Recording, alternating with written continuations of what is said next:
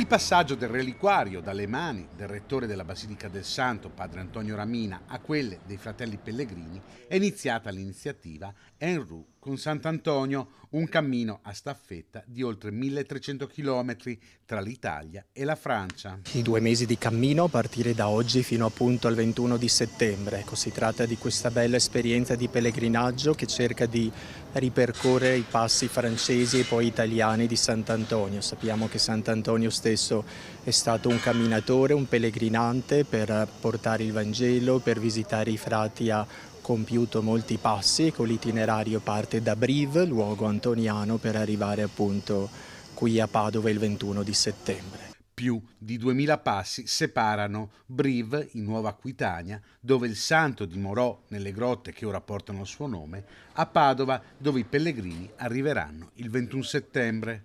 Un percorso nato nell'ambito del progetto Antonio 800 e che permetterà ai pellegrini di confrontarsi con diversi tipi di percorsi.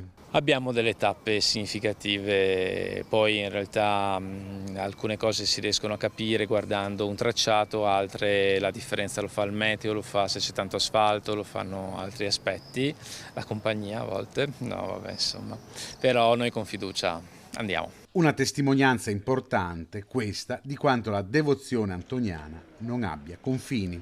Nonostante le grandi diversità tra le persone, tra le culture, tra i popoli, ecco, Sant'Antonio riesce a fare famiglia, a fare popolo, a fare comunione. Con l'augurio che noi facciamo ai camminatori è che questa esperienza possa essere un'esperienza di incontro con le persone, con gli altri, con se stessi, attraverso la condivisione, attraverso la preghiera, a volte anche attraverso le fatiche che non mancheranno, ma sempre sperimentando la vicinanza del Signore e l'intercessione di Sant'Antonio.